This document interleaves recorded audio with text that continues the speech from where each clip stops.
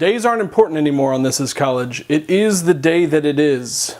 Happy whatever day that is, collegians. Thank you for pulling yourself away from Flappy Bird long enough to tune into this week's episode of This Is College. Are people still playing Flappy Bird, or have you mostly rage quit on that by now? I am your host, JB, and I'm going to rant about social media for the next few minutes. Now, I appreciate and utilize social media as much or maybe more than the next guy. I can claim Facebook hipsterdom in that I've been on it since it was first made available to me in 2004. My first profile pic was a question mark until I could borrow my college roommate's scanner to actually scan a hard copy picture of myself. I've been on Twitter for about 6 years, and it took me a while, but I eventually discovered that YouTube was for more than just videos of animals doing hilarious things and babies biting fingers. I'm not on Instagram because I don't need pictures of food porn to make me hungry. I'm always hungry.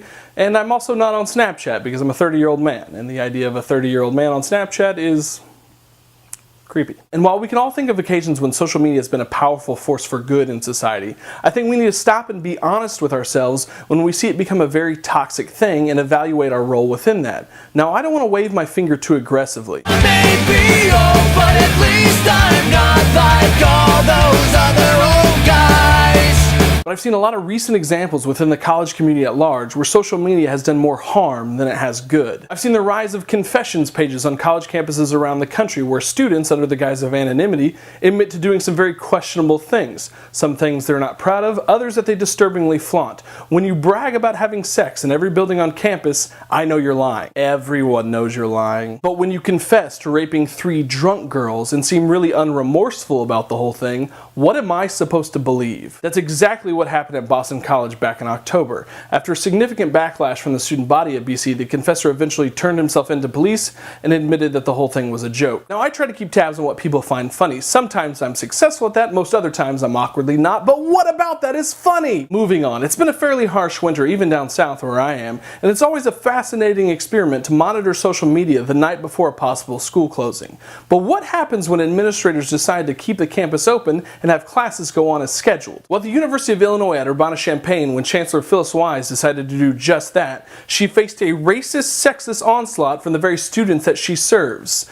Students directed a flurry of hateful messages at Wise, who is an Asian American woman, including one student referring to her as the Kim Jong-un of chancellors, all organized under the hashtag Phyllis. Really? So an administrator who makes an unpopular decision is on par with a dictator who's responsible for innumerable crimes against humanity?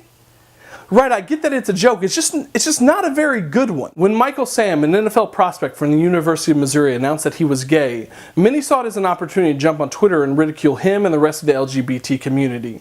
Sam Wheeler, a collegiate wrestler from Kent State University, was the most publicized participant in the barrage of anti-gay tweets. When others went to call out Wheeler for his hateful words, he responded with, "Oh geez, I got all these fag boys mad at me now." So I'm gonna go bang my head on this desk and weep for humanity. But while I'm gone, I'm going to leave this picture of Sam Wheeler here for your personal enjoyment. Now, I recognize that I'm dangerously close to becoming that proverbial out-of-touch old man standing on his porch and yelling, "Get off my lawn!" But I think there's a serious problem here, and it would be irresponsible for us to ignore it. Yes, the First Amendment gives you the right to say mostly whatever you want. You also have the right to look like a hateful, ignorant jackass, but do you really have the desire? I believe that the most important value that we need to bring with us to whatever social media platform we're using is authenticity. Is the image we're presenting on Facebook or Twitter true to who we actually are? Are we at heart really inconsiderate and hateful people? Or do we just sometimes forget to think before we tweet? This might be doggedly optimistic, but I'm going to give us the benefit of the doubt and say that we're mostly good. We just suffer from occasional thoughtlessness. Please don't prove me wrong. Think about who you are at your best and ask yourself whether or not you think that's evident by what you're putting out there for the world to see. If you're looking for a good principle to guide your social media use, consider this one from the healthcare world. Primum non nocere, or first, do no harm. If you can move simply beyond not doing others harm, think about what it means to create positive content. If you have to think about whether or not it's a good idea to post something, it's probably not. The internet is full of giant squids of anger. Don't be one of them. Rant over. Thanks for watching this week's episode of This Is College. Since I haven't posted anything in a while, and since we're all probably a little out of practice, don't forget to like this video, subscribe to my channel, and tell your friends to do the same. Come back next week for reflections on the myth of the collegiate spring break. I will see you all sometime next week, preferably Monday. Well, I hit 100 subscribers, so congratulations to me and to lucky number 100, Aaron Johnson, or as he's known on Twitter, at A to the J. This song's for him.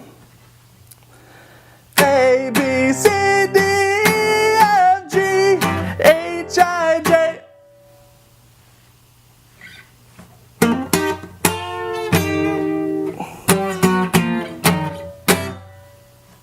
Thanks for subscribing.